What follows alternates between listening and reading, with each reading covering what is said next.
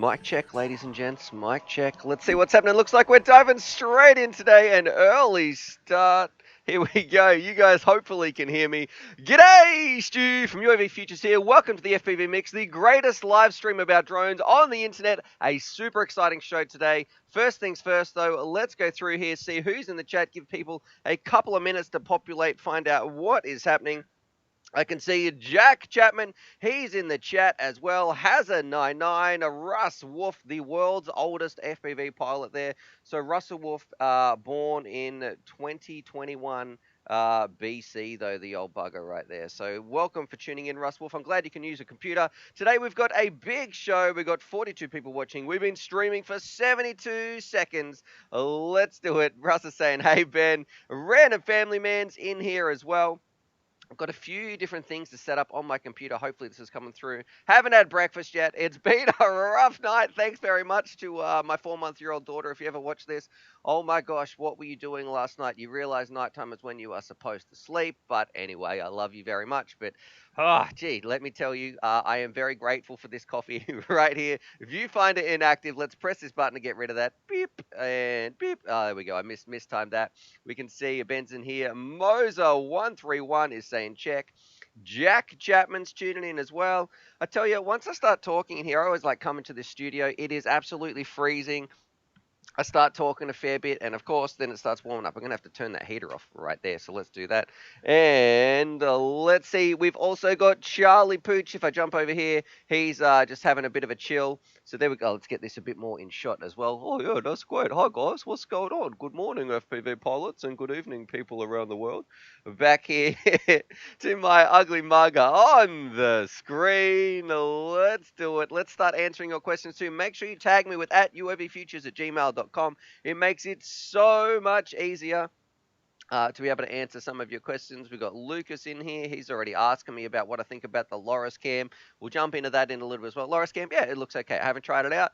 It looks okay. Coming up in today's show, so what you can expect. Of course, we're going to do what's new in the studio.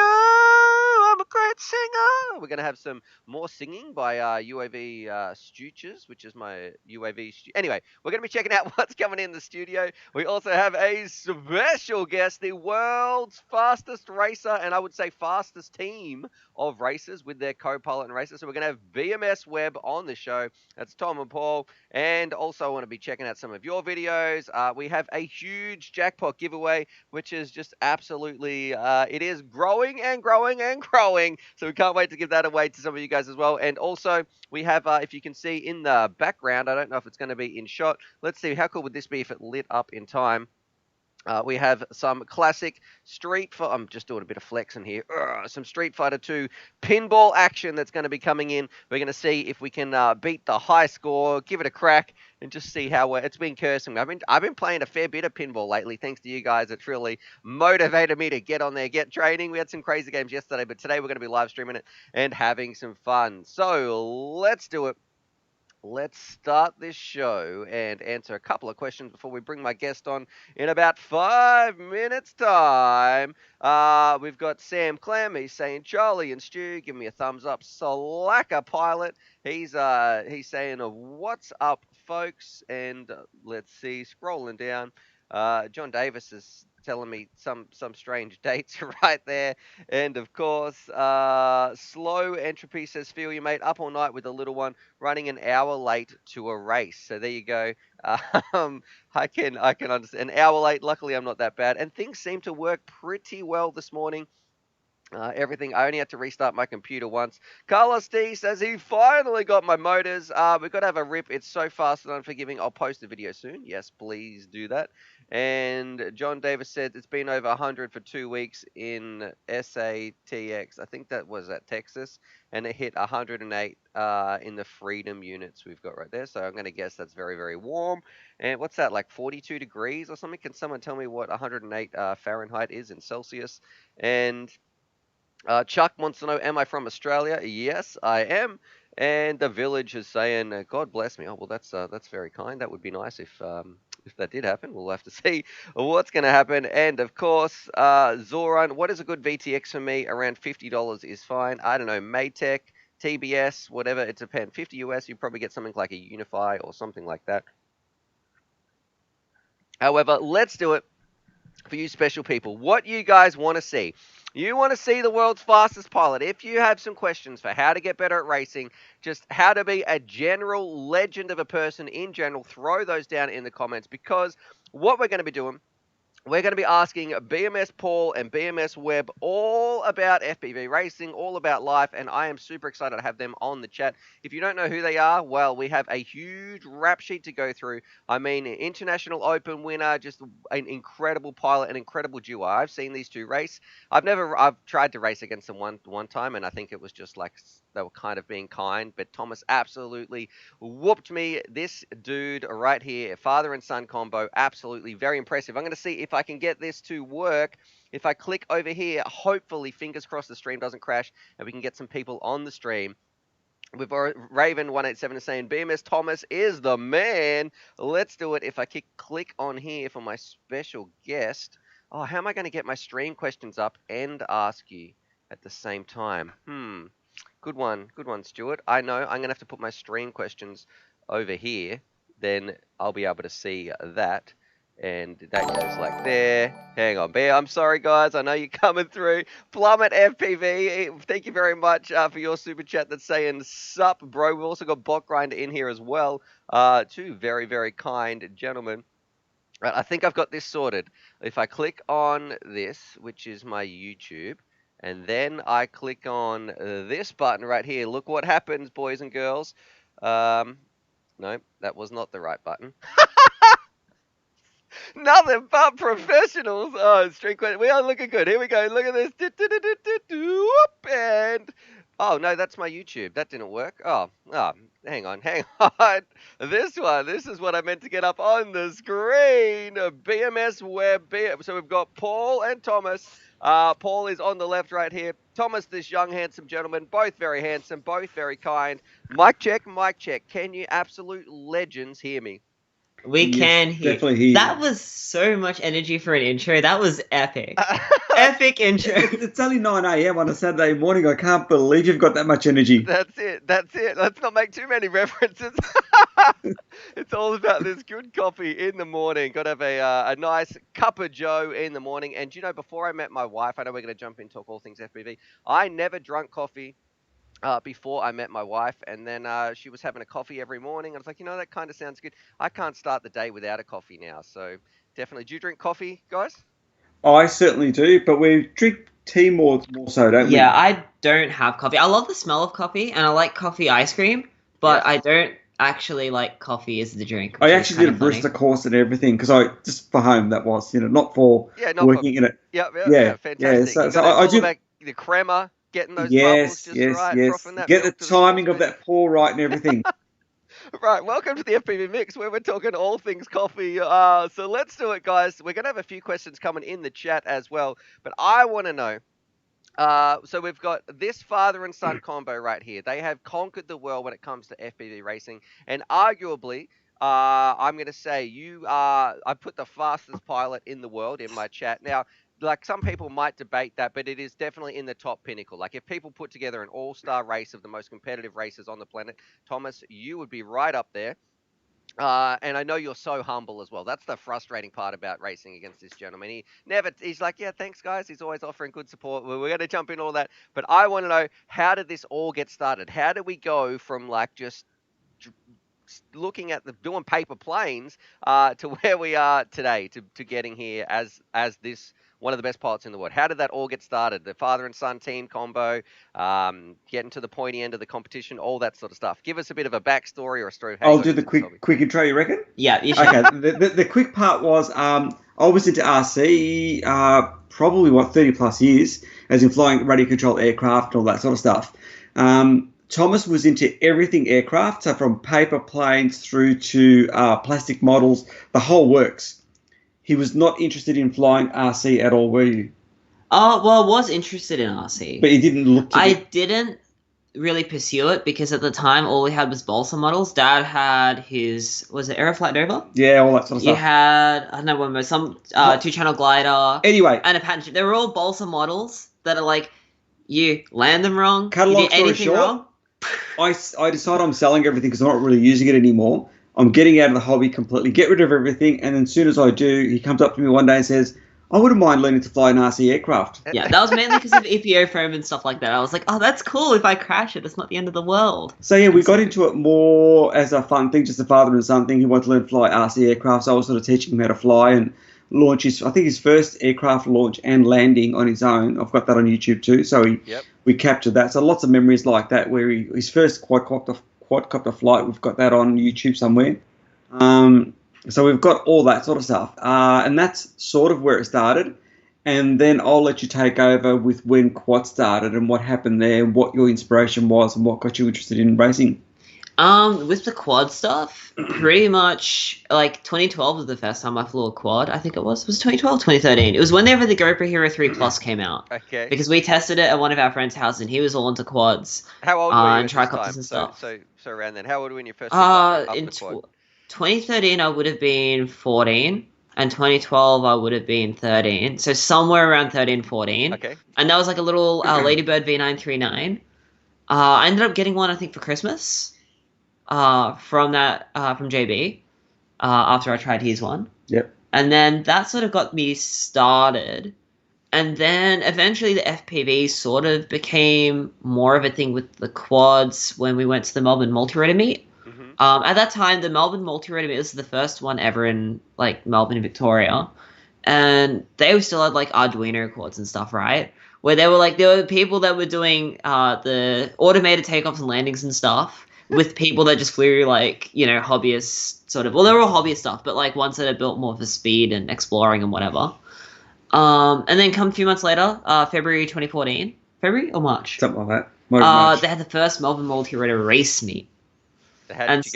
Did you compete? I got a quad ready. Yeah. The night before. Perfect. And I placed, I think, 16th, and I was the bottom of the people who finished. Everyone else that was below me all crashed out. Mind you, keep in mind, it was like racing around a big tree. There was a gate they made up, which was probably 6 meters by 6 meters in size. Like, it was massive. Hectic, yeah. And basically the format was you get 2 laps to just go around, and then that's whatever their time is. It was like a time trial. It was like a time. Yeah, it's one run.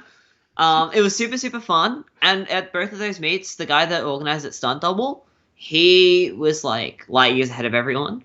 You look at his flight footage compared to everyone else of the era, and it's just ridiculous. And so that was sort of, I think, the turning point for me, where I was like, damn, I really want to learn this. Because it's sort of, I thought quads could do cool stuff, but then seeing someone actually do it was enough to sort of light that spark. And then from there, I just sort of started flying a lot more and learning and flying and having fun. And then I guess between doing reviews and stuff, FPV models eventually was like, hey, we want you to try and make this qualify video for the Dubai race. Oh, that's right. I remember that company. Are they still around? Is FPV models they're still around. They've gone to the big UAV stuff now. Okay. Like doing all the like the search and rescue planes and all that, like super duper lightweight carbon fiber masterpieces, that vertical kind of thing. takeoff, all that sort of different market. No longer the hobby. No longer the hobby side. I hear they might be coming back though. Which is cool. I hope they do, because I like working with them. They're good fun. All right. What about, so that means Paul used to be faster than you. I've got to look at this camera rather than, because I've got you on this screen as well. But so Paul used to be faster than you. And then I remember watching your YouTube channel, and I thought, I couldn't believe how many subscribers you had. Like I think it might have been like 50 or something. And you guys were kind of like some of my idols and all the work that you would do and the cool products that we would show. And that'd be things like PDB boards. I can remember, there's no way I would review a PDB board nowadays. I'd be like, okay, well, who's going to want to watch that? But at the time, that was kind of like the pinnacle of the exciting tech we had in the hobby. Paul, what's it been like? You used to be faster than Thomas, and it's been crazy seeing his progression up to where what's that journey been like for you as a father? I guess seeing your son start out worse than you and then overtake you. Well, he overtook me pretty quickly. Once he became passionate about it, that's where the change really occurred. Yeah, you're still better than me at planes though, by a long shot. Oh, don't know. Yes. Anyway, last time I flew, I stalled. We can debate that another day. But yeah, so as soon as he was passionate about it, when he had that mindset switch, it was almost like, I remember the time. It was that time when he'd actually flown his quads, learning to fly, and I think Stunt Double actually said to you, just practice a lot. Don't fly in level mode, flying rate mode. Is that right? Yeah, that was sort of the first big jump for Yeah, me. and Thomas basically took that advice on board and went out and flew like, I don't know, 50 packs that day or whatever, or that weekend, just in rate mode. And he all of a sudden just got way better than me. Like it was virtually on a specific day, he just got way better than me. Bloody kids. Yeah, so when I fly, I'm used to getting my butt kicked every single time. You know what I mean? So it's just like when I go to races and I'm not very confident, I don't feel like I fly well. And I've usually got people reminding me that I am flying well, but I'm so used to getting my, butt whooped by this guy. You know what I mean? Like literally every time I train, every time I fly, I'll get out some days and do say 10 packs before he's ready, and I'm on a track and I'm really feeling like, man, I am really quick. Like my lines are good. I'm really happy with it. And on pack number 1, probably towards the last 2 laps, you're already faster than me. Isn't it frustrating? Like really frustrating, And he'll usually set a time on his last lap, on his first pack of his last lap, where he's actually. Well, I won't be able to break. I won't even get close to that time. Yep. And obviously, 10 packs in, he's just miles ahead of me. He's lapping you. Like that's Absolutely. the crazy part. All right. So I want to know. So Thomas, you've won 2 international opens. How do you deal with the pressure that comes with the racing that's associated at that really pointy part? Oh, this is someone asked me this recently. I can't remember the answer I gave because I think there's a few things that play into it. One thing I think that's probably a really big proponent that's helped me to sort of be where I am is the fact that we used to do Taekwondo. Yep. And I think a lot of the discipline from that, because I started in like prep. So when I was like how old's prep? You would have been 5, 6. Like 5, 6, yeah. That's when I started doing Taekwondo. So a lot of the sort of mental discipline with that, because martial arts, I think honestly, like 90% of it's just the mental aspect, right? And 10% is actually like the doing stuff. A lot of that I think was a real major help, just to sort of allowing me to keep my focus and stuff more easily and doing competitions in Taekwondo, that kind of thing. Sort of it's something that I was really sort of, I don't know, like I had a tolerance to, I guess. I just developed sort of a tolerance of this is what it's like, especially as a kid too, where you have no like self-consciousness or anything. You sort of like, you're just doing whatever you want to do because you're a kid. So you don't have any secret meditations. Just there's no real secret meditation or anything. No, I think probably one thing that's helped me with the FPV is probably starting so early into it where there was no racing. It means that I've sort of always done it. Like, I mean, it kind of sounds, I don't know, pretty cliche, but like I've always done it for myself and not really for anyone else, right? Okay. Because before racing and stuff, it was just flying around parks and stuff because it's fun to fly around a tree and do something cool, right? And sort of try to push the limit of the quad. So I think it's always been more about me versus myself and like trying to improve myself rather than necessarily competing with other people. Whenever I think about other people, that's when I get nervous, right? Okay. Because that's when it's like, then you go, oh wait, there's other people I'm meant to be competing against. This is a competition, that's right. But if I put that aside and just focus on what I need to do, I think I just sort of focus on my own thing and just sort of, this is where I'm not good, fix that. Okay, now this is where I'm not good, fix that, and just sort of keep building it up. And then eventually afterwards, it's like, oh, that was a race. Damn, that's actually really nervous. All right, I need to check my mic. Mike, people are saying, sorry, Thomas, Mike, Stu, your volume's really low. Mic check. Can you guys hear me? Is this any better? I don't know if something's happened. Please let me know in the chat if my microphone is actually coming through. I think they can hear you guys fine. I can hear you guys fine, which means that's probably getting streamed out there. But how's that working in the chat there? So Plummet sent me a super chat. He said, Stu, your volume is really low. Do I need to shout or something like that? Maybe when we're going through. So I don't know. Hopefully, can you guys hear me all right? Yeah, I turned you up in Skype. Okay. All right. So maybe I am. It's set on max volume right here. Russ Wolf says really low, real low, still low, no better. Great. check. Yay, the joy of streaming. Checkity check. Stu's still quiet. Can you? I can hear you guys are absolutely fine. But I'm trying to work on this. Move your mic a little closer. It's about as close as it's going to get. to people saying better now. Oh, okay. Hill Scraper says better now.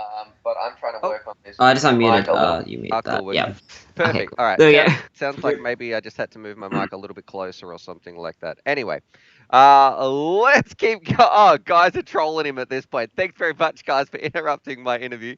So we had some other questions. If I look at the chat here, besides people saying move your mic physically up, do you guys own this? One's from Mad Fisher. We're going to throw some comments in here too in the chat. If you got some comments, definitely throw them down. Mad Fisher wants to know, do you guys only race or do you guys freestyle as well? We freestyle and race. We haven't been posting freestyle footage in ages, but yeah, I still freestyle like quite a lot actually still, because this is for me. I like both. I enjoy flying around pucks. That's what I started with, right, before racing and stuff. Just sort of flying around, just trying to fly as fast as I can in whatever direction. So yeah, I still pursue that because that's still sort of the core of, I think, what I enjoy. The racing's just another way, I think, to enjoy flying, right? And in this case, it's turned into something I can actually do as a job, which is pretty sick, right? You get to play with tech and. I know. Did you ever think you would get paid to play with these toys? It's one of those things I always dreamed of, and I think actually in a really early interview before the first Aussie Nationals. 2016 Nationals, it was probably about 4 months before you were interviewed by the ABC. Yeah, and they actually asked me the question, and I was like, if I can do it as a job, I'd totally take it because it's really fun. You get to play with cool technology. At that point, we were already starting to work closely with T-Motor, just for reviews and stuff, but like they'd already sent us some prototype stuff where they were playing with silver linings and all that kind of thing. I've actually got that quote just over there. I should probably grab it and show it off. But yeah, we were sort of starting to get to the nitty-gritty of the racing side. At that point, MMRC, Melbourne Multi-Rotor Racing Club, had formed, and Eastside had just started too. So like the racing scene was picking up, and it was already at the point where I decided that I wanted to take racing seriously, not just the flying. It was sort of like 2015, I was like, I want to take flying seriously. And then 2016, I was like, I want to actually take the racing really seriously because I really enjoyed it. Pursue this as a career? Is that what you meant? Not really pursue it as a career, but just like, instead of focusing on, say, Counter-Strike or, I don't know, a normal sport, I was like, this is what I wanted to try focus on properly and get good at. You had some natural talent, let me just say that. It's very obvious. There's some, I think when talent means disciplined, absolutely. So I think you've been crushing it in that regard. I don't know how Counter-Strike would have gone. That seems to be very competitive as well, but probably would have made more money on Counter-Strike, let's be honest, if you're up there. Without a doubt, eh? Yeah, well, with the CS stuff, at the point, that time I had school and stuff too, and so it was like, even to keep up with my friends, the amount of effort I had to put in, it was sort of getting to the point where I was like pushing my schoolwork almost aside, and it was like, yeah, no, I can't keep doing this at this level. And with things like CS, I don't know, I find if I'm not competitive amongst my friends at least, I don't enjoy it because it's one of those things. Because if you just get killed straight away, you're just out, right? Yep. But at least with flying, you could be at the back of the pack, right? You could be a minute slower than anyone, 2 minutes slower, but you're still racing. You're still in the race, right? So flying's one of those things you could just always enjoy, I find. Whether it's high, fast pace, slow pace, gapping, long range, it doesn't matter what it is. A plane, a quad. Nut. Carlos D would like to know in the chat. He says, I got a question for Thomas. How do you practice in small environments like a small backyard? We don't practice in our backyard at the moment because our backyard is too small. Any tips? Any tips? That might be good for some people who are watching and they're like, hey, you've got, they've seen you and they're like, they must have a big place. They must practice every day. What's the training regime for anybody who wants to increase? So ours is, the place that we fly is about 30, 40 minutes away from where we live. And when I was at school, pretty much the plan was I would try to get all my schoolwork done at school if I could, and as much homework as I could. There were a couple parks on the way home that I could use to get like 5 or 6 packs in. So I could stop at a park, 5 or 6 batteries, go home, do my schoolwork, and then trying to get as much work done on the weekdays. That way I get 2 full weekends free where I could basically train day in, day out. With a park flying, the focus was not even putting gates up because he didn't have the time to set up gates. It was still trying to get flight time in. That was a priority over trying to set up a track and all that. Mm-hmm. So if it took you, say, 20 minutes to set up a track, 20 minutes to take it down, you were better off spending that 40 minutes of actually just flying and then go back home and could do your homework. Yeah, trees are a wonderful thing. If you crash into a tree, they're not a wonderful thing. But if you don't crash into the tree and you fly around it, trees have interesting gaps and stuff. And you can totally transition all that to real gate practice and stuff, right? Because it's still gaps, it's still distances you're judging. It's all the same techniques. And I think trees too, because they are sort of something that's naturally formed. They give you probably different formations than what you would encounter in a race. So if you can make, say pick a tree and be like, I want to fly through every gap in this tree, right? Then like if you can do that, then you should be able to fly through like a 2-meter gate on a race track. That was the logic. But and also, then, as far as backyards, you could use a little quad, like a 3-inch quad or something like that. That would work really well in a small backyard. That's another way you could definitely do it, and that's probably going to be even better than simulator training, wouldn't it? I would say so, yeah. Like even like those new toothpick stuff that people are making, right? Mm-hmm. So I think like Evan's got one that's like a spec of the DCL quad as heads up FPV, and then there's also like T-Motor's got one that's more like a traditional 5-inch and diatone too. If you have one of those, if you have like a decent enough backyard, so you're not going to lose it like over the fence. I think like you could do some serious training with that. Granger used to train his backyard. Oh, he did, didn't he? He had videos he was putting out. Yeah, and he like improved out of sight with that because with those they feel like real quads. Like they feel the same as a 5-inch scale down. They're pretty much a half scale 5-inch, and if you scale down everything, if you go from that to a 5-inch quad, you're flying a different quad, but it still feels like a quad. Whereas if you go from a sim to a quad, they don't exactly fly the same. So. Yeah, a little bit different. There's definitely some good correlations, and I used to never think those tiny ones were so fast, but after seeing Granger rip them around, it's definitely very, very impressive. I just got a super chat. This one's from Raven187, and he would like to know: would you say multi-GP has the hardest tracks? Ooh, I think. Well, we've only done maybe 6, 7 multi-GP. 1, 2, 3, 4. 5. We've done about 7 multi-GP tracks. About 7, and it depends on the track and who designed it. I feel like Chris Thomas actually does really good tracks. I miss his old tracks that he used to do for the first IO. Some of the tracks of late have had some stuff that's been more offline and that, which I don't personally enjoy the feel of, which I think makes it harder. Multi-GP's been good like that. I think it was at the Champs, wasn't it? There was a gravity gate that was offline. Yeah, and people complained about it, and Chris Thomas just said, "Okay, we'll change it. What do you want to do?" And everyone said, "We need to turn it 20 degrees." Was it or something like that? It was not that. It was different from the simulator. Yeah, so they just turned it, and everyone was fine with that. Yeah, so they're pretty chill. I think their tracks aren't necessarily the most. It depends who designs them. It depends who designs and how it feels. Like if you look at the IO, the last track they had, it was a launch, and it was that was a hard track. 3 gates that were going into a turn, so you had 8 quads channeling into the one line. Because it wasn't flags, it was 3 gates. It was basically a tunnel you were going through. So they had so many mid-airs, you know what I mean? Was Vanover taken out by that? Yeah. Vanover was taken out by that. A fair few people were actually taken out by that, you know what I mean? So little things like that can cause issues, but multi-GP tracks are usually pretty good. Yeah, I love the Ningbo track. That was fun. Ningbo track was probably it was a simpler design. So that means that everyone was playing in the upper end of the throttle range. And it was over concrete and water, so it was like playing with fire. And it was stupidly fast track. Like, it was stupidly fast. I remember I think it was Trappy was saying, as far as races goes, it was the best racing he'd ever seen, but it was just exciting. Because the main straight, which was this really fast section, was going past like literally 1,000 people or so that were there, you know what I mean? And that was really close to each other. All these like really close. And the way the track was laid out, as a spectator, you could actually follow the race and know what was going on. Whereas some tracks, you look at them and the quads are literally going everywhere. For most people, it's not followable, is it? It's like a bee's nest that's just been so these things flying around. The pilots that have done heaps of time on the track will love it.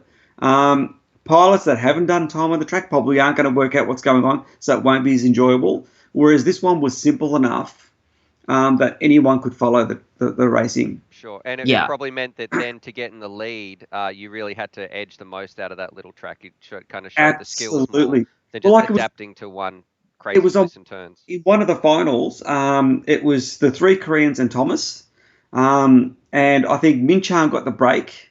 And there was a decent gap between Min Chan and Thomas. Lap 1, they go through. There's probably about a 20-meter gap or something like that. And then the next lap, as they go past, it's dropped down to looks like about 18, maybe 15, but you're not sure whether the gap's closed. Then on lap 3, you can see, oh my God, Thomas is going to catch Min Chan, you know what I mean? And then lap 4, Thomas is right on him going for the overtake, and they collide and crash right in front of the crowd in one of the fastest sections, and everyone just went nuts because then they had to work out who actually got the win for that one and who didn't, and so that just added that extra level of excitement where people could see the gap coming down slowly and this realization, oh my God, Thomas is going to go for an overtake, you know what I mean? And because they could follow it, I think that's what made it so exciting. Now, speaking of, okay, I guess up there, so of top level pilots, who would, we just had another crazy donation as well. This one's from Jimmy. He's donated $54.17. He says, get Charlie a thick steak, and maybe if you're a good boy, get a steak too. Thank you very much there, Jimmy. You absolute madman. We're working actually on a PC goal, guys, so we're trying to upgrade our PC. We're on the home stretch. We're up to $202 towards our $500 end goal. We're absolutely on our way there. Thank you very much, Jimmy. I absolutely will give Charlie a little snack, and we'll get a steak, but I still want to continue with this, you absolute madman. So thank you very much. BMS, I'm sorry to interrupt you there, guys. I want to know who is one pilot that's going to push you to your limits. So you're talking about there that upper end of the. I'm going to have to put a little reminder here too, so I can remember to give Charlie some pats. And I will not forget Jimmy, I promise. But who is one pilot who's going to push you to the limit? We just got another super chat as well. Thanks, guys. He says favorite to watch. We'll ask that one next, Bumblebot. But who's one pilot? Who's going to push you to your limits? So you're trying to be the best, and I know you guys are all about being the best for you. You care about your own races, and you would prefer to race against the best of the best and come last than race against a bunch of amateurs and come first. Like it's not the position I feel like you guys chase. It is chasing the best pilots that you can be. Who is one pilot that is going to push you to your limit? Ooh. It's an interesting question because I feel like a lot of pilots have their areas where their specialty is. Like, say, Heads Up's really tight tracks, right? Because he trains in his backyard. So that stuff's like, if you get him in a tight section of a track, that's where he's on it. His quad's optimized for that kind of thing. All the sort of low-speed acceleration kind of stuff, right? Minchan's sort of that in-between range. And then we've got, like, Heapsy here who can sort of do a bit of everything too. And Doug, just across. Doug's super consistent. Yeah, FPV Doug from New Zealand.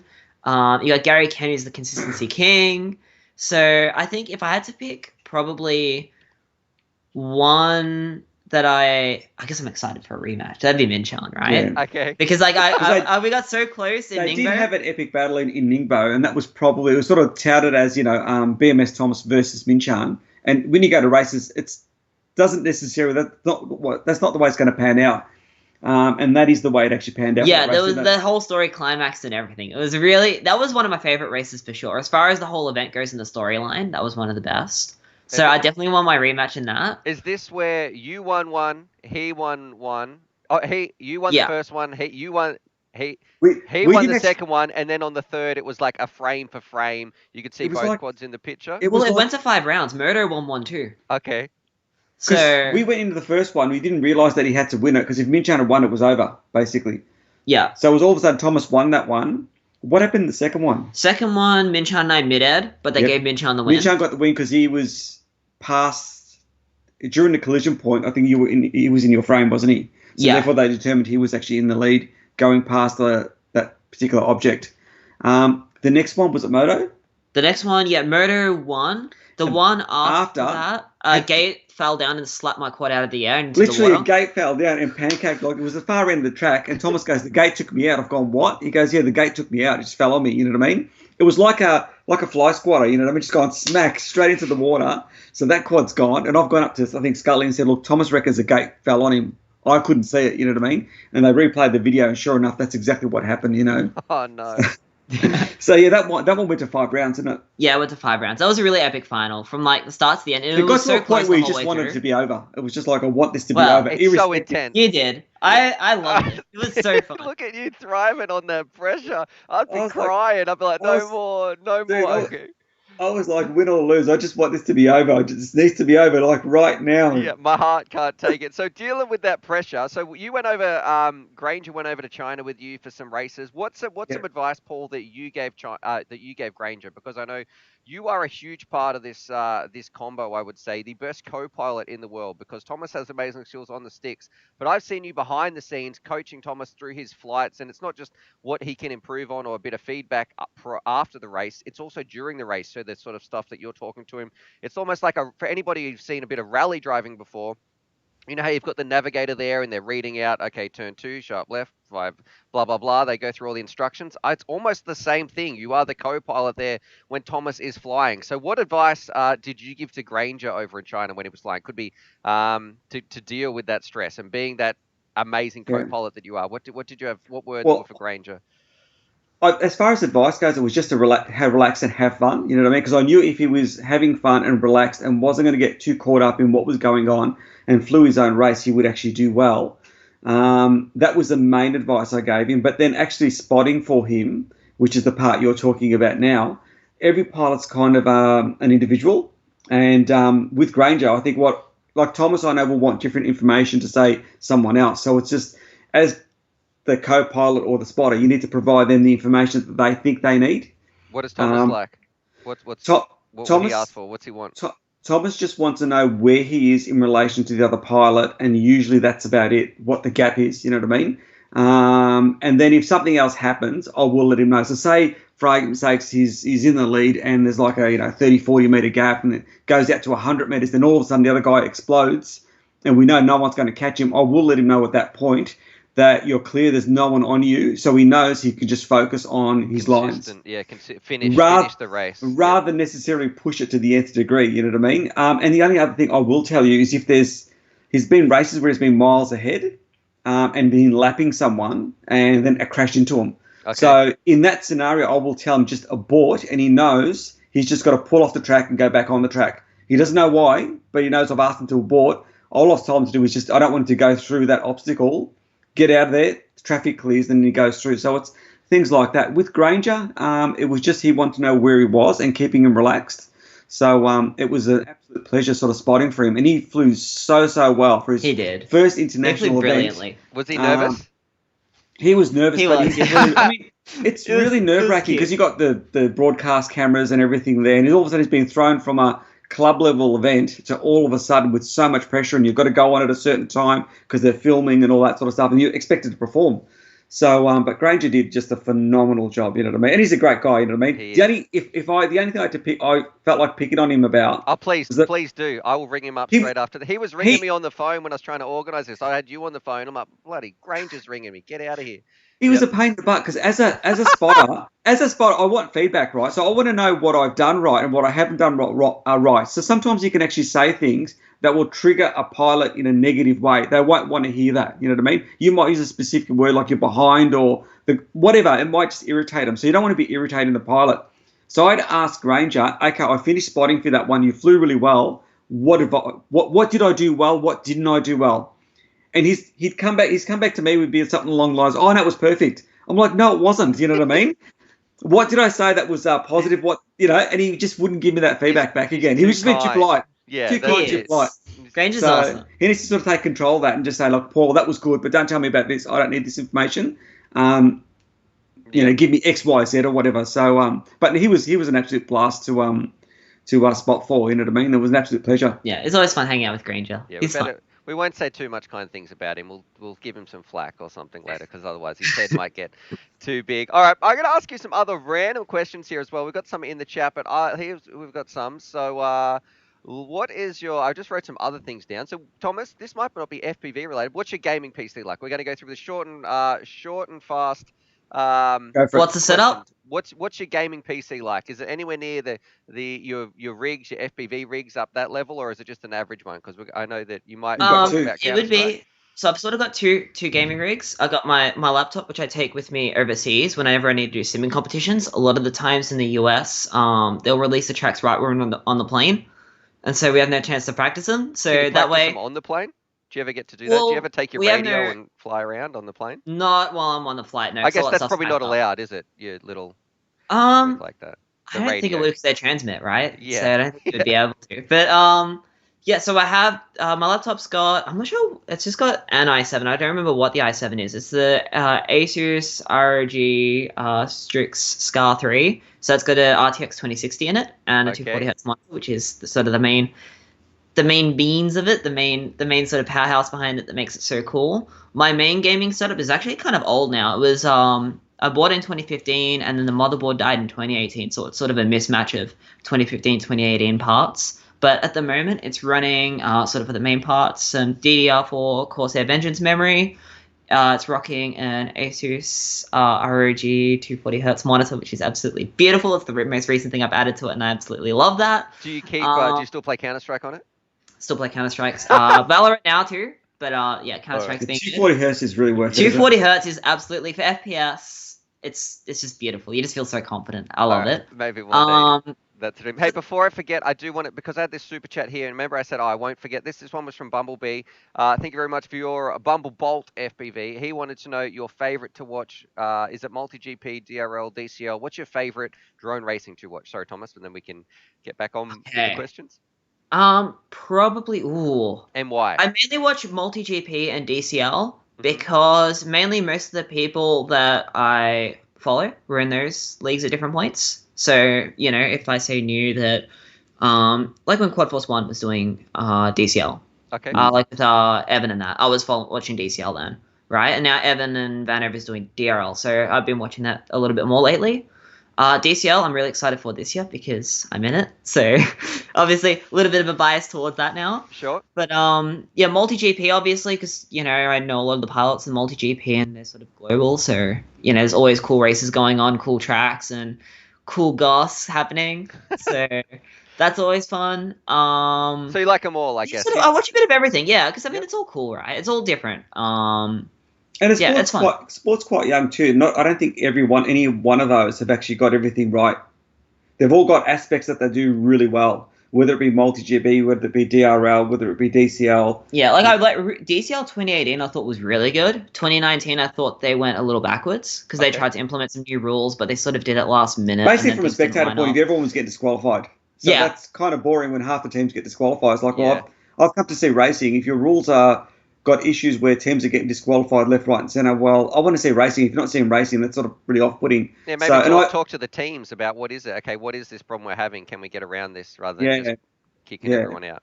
Yeah, but for 2020/2021, I'm just purely there as a pilot at least, so I don't need to worry about any of the rule stuff as much. It's more hopefully fly good, and then team manager, our lovely HJ, he can deal with all the headaches. Okay.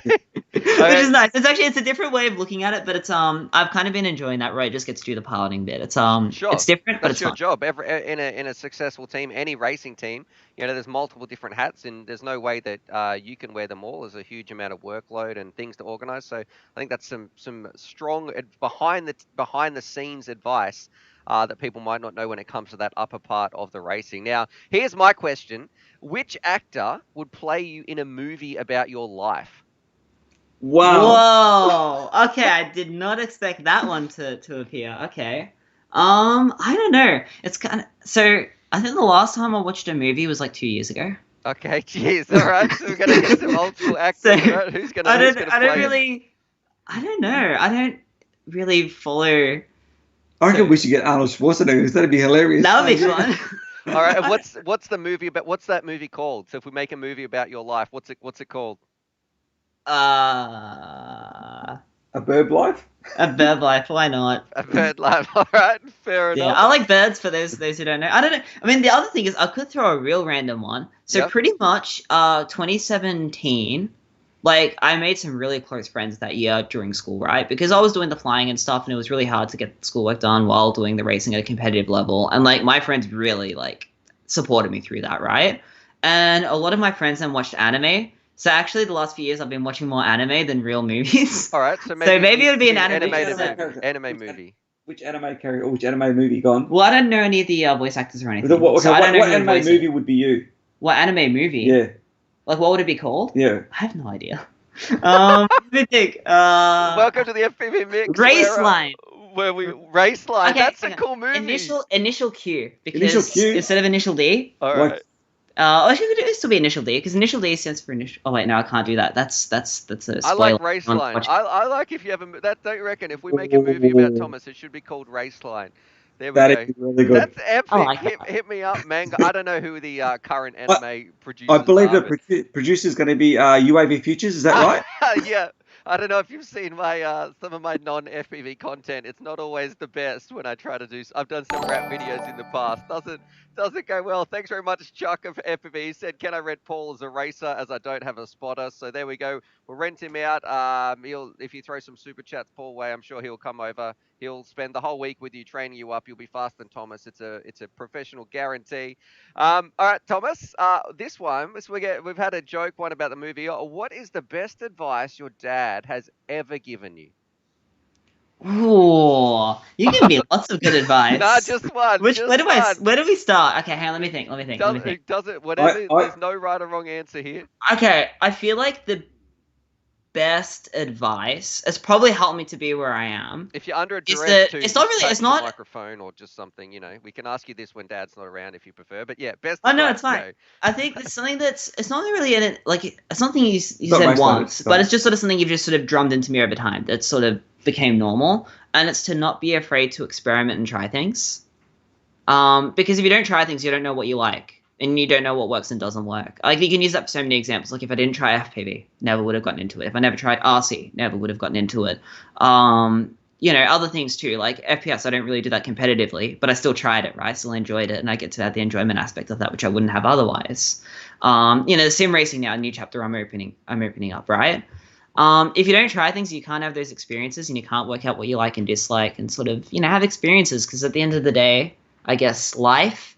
at the end of the day, like these eyes, I'm the only one that'll ever see what these eyes see and get to have those experiences. So, from your life perspective, you got to try and make something cool out of it, right? Man, this is getting heavy. I love it. I love it. The FPV's asking the real questions. Yep.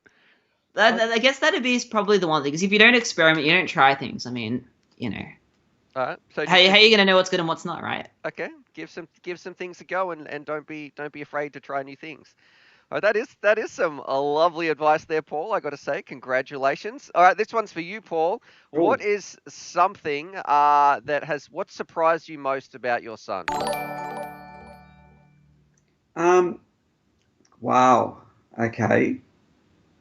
What has surprised me the most about what surprised you about me, Paulie Beans? Like the unexpected part. Like something like, wow, it could be. This is going to be more parenting advice. Okay. Than anything else. Sure. Love it. It's actually underestimating what a child can do. And that was a fault in myself. And that was, I remember when it hit home the first time was, I used to do a lot of 3D work, as in everything from industrial design sort of thing, that sort of stuff, through to graphics for us cinematics and stuff like that. And one of the programs I used to use was Maya, which was by Alias. I don't know who they're owned by now anyway, but it was a program for 3D, and what it required you to do was just to operate things in 3D space. You need to be able to use Alt Control, the space bar, the Shift, and also all three mouse buttons, just to be able to navigate and move things around. So it was pretty difficult to use. I remember there was a tutorial on using the menuing system, which was like 2.5, 3 hours, just on how to use the menuing system, not how to use the program. Okay. So it was pretty in depth. Thomas used to watch me use it and wanted to learn to use Maya, and I wouldn't let him. So he would cry, he would get upset. He would have been about 6 years old. Can I interject for you for a second? At this point, I wanted to be a movie star, right? Okay. Jackie Chan, Bruce Lee, they were my inspirations. I was going to learn martial arts, become like a martial art pro, yep. And I was also going to become a special effects genius. That was my plan. So anyway, cut a long story short, he actually hassled the crap out of me, and my wife got upset. She goes, just let him use it. Just save your settings, so if he buggers anything up, you'll be able to get things back to the way you want them. So I did that, and he would use it. He would build things and construct things badly. They weren't recoverable, and I'd have to try and tell him, well, you have to restart the project again because you've completely screwed it up. This is beyond, and he would cry and get upset, but he was really adamant and really wanted to actually learn to use it. And then one day he came up to me, he goes, I want to do a tutorial like you do. So I'm like, you're not going to be able to do a tutorial, like it's too hard. He's only like 6 years old, or 7 years old, I think it was. My wife goes, just let him do it. So I gave him the mic, mic'd him up, got the computer going, got the capture going. I said, build something but you've got to explain everything you're doing. You know what I mean? Otherwise, it's pointless. And I walked away. Anyway, I came back when he'd finished it, and it was actually a really good tutorial by a 7-year-old on how to use Maya. It was that good that I ended up actually uploading it to YouTube. And it was, and I got a lot of criticism for it because a lot of people thought it was actually fake. But the thing I learned there was if someone's got enough drive, irrespective of age or whatever issues there are, they can actually persevere and get through and be able to achieve that end goal. And that's what he sort of demonstrated there, where I would have been adamant. I could have told anyone there is no way known a 6-year-old is going to learn how to use Maya. It's just not possible. Like, it's just way beyond them, and they won't have the coordination or the mental ability to be able to do it. And I was proven wrong. So that was a learning experience on my behalf, and it's on our YouTube channel. Okay. If you search for what is it, Maya spaceship tutorial, All right. 7-year-old kid, something like that. We'll have to check it out. It'll come up, and there's one part of it where he talks about a measurement of something, and he's talking about it being 3 fingers or 2 fingers in size. Yep. So I didn't actually see him do it, but I imagine he would have got his finger up there on the screen and said, "Oh, it's about 2 fingers in size." You know what I mean? So yeah, that was probably what I learned from Thomas. So the thing that surprised me the most, that's just having that drive. All right, I think that's so. Don't underestimate those kids, hey? Yes, exactly. As well. Exactly. As a parent, I should take note of. We had another donation from Donnie who says another epic stream. I love you all, especially Charlie. So there we go, Donnie. We'll be definitely giving Charlie some snacks. I want to know. So we've had that one. Here's one. Do penguins have knees? I wonder, do they? That's a really interesting one.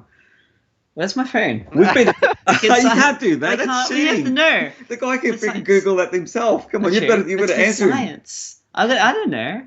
Well, we're gonna have to. Penguins are cute though. We're gonna have to find this out now. You know, we're gonna have to search this out. In what do you call it? In like Phillip Island area, they have the little penguin. Yep, they have knees.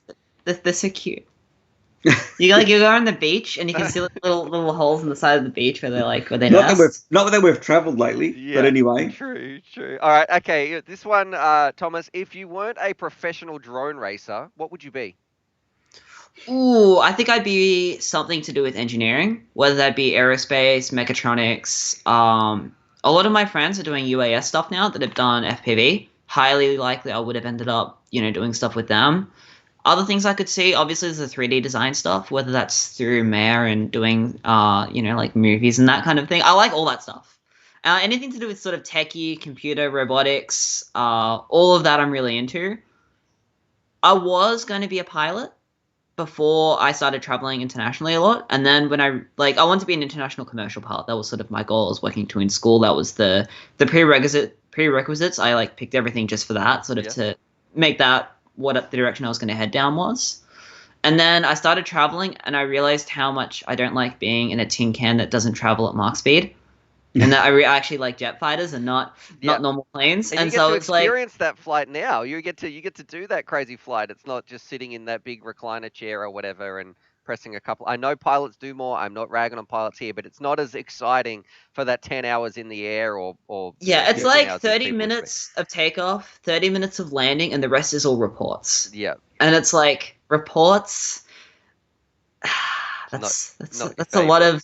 Yeah, at least it's if I'd joined the military and was flying F-18s or F-35s or something, then sure, we don't get to do that obviously for the entire job. There's a lot of other reports and normal stuff you got to do, but then you have that moment of just ridiculous insanity, awesomeness, right? The peak of human engineering when it comes to some of those things. If we have a look at what we've gotten so far, some definitely cool machines. We've got 2 more questions because I won't hold you guys up all day. I know you've been on here for almost an hour, so I want to say.